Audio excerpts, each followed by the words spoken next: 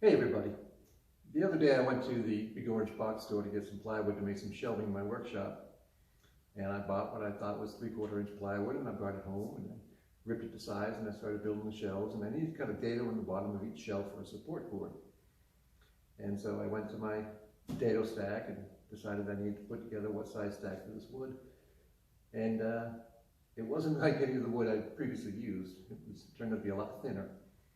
And so it took a lot of trial and error to get the right stack of dado blades to use for particular wood. And I think I went through 4 test cuts before I got the size that I needed.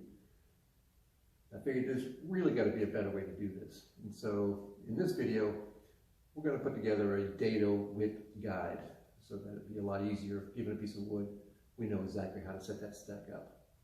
So let's make some sawdust. I have a Freud 6-inch dado set.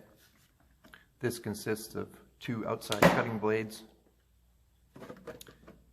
and a set of 5 chipper blades. One is 1/16 of an inch thick, and the other 4 are all 1/8 of an inch thick. With these, you build a dado stack to get your desired thickness. There's a simple chart in the kit that shows, for certain dimensions, these are the blades you need to use.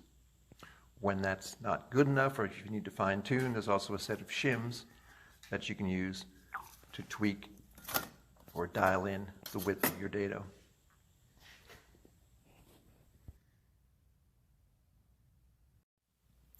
To make the guide, I grabbed a piece of maple about 10 inches by 18 inches, and starting with the smallest dado, 1/4 inch, I successfully added combinations of the largest shim plus the different chipper blades, and worked all the way up to 3/4 inch. I could have made combinations of all the different shims, but this guide would have ended up being close to 6 feet long. This gives us a good approximation of what we'll need. So after all that cutting, here's the finished product. I added labels on each dado to tell me the size of the dado and the number and types of chippers I would need to get that width.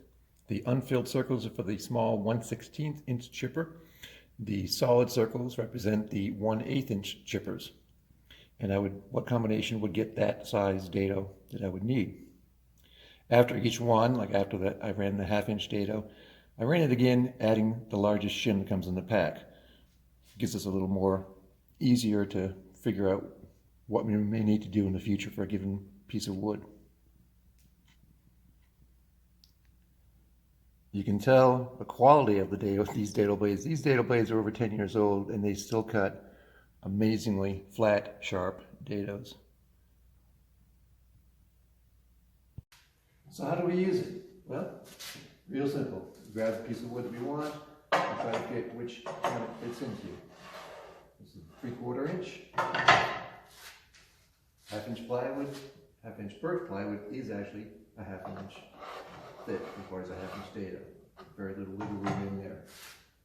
Plywood I use most often, 3/4 inch. At the big box stores, it's not 3/4 inch, and would be too loose in here.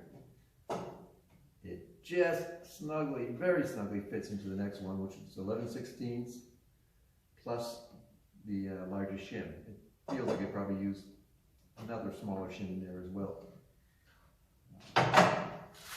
I have some of this pre-finished plywood stock, and that is just too big for the 9/16, but fits in perfectly with the 9/16 and the shim. So once I find the slot that I need, I can just use the guide to tell me how to put together that stack. As to the offending plywood that started this whole process off, I had a piece of it here. This is what I thought was 3/4 inch until I started trying to set the dado blade. It's not 3/4 inch, it's actually 5/8 inch, and less than 5/8 inch.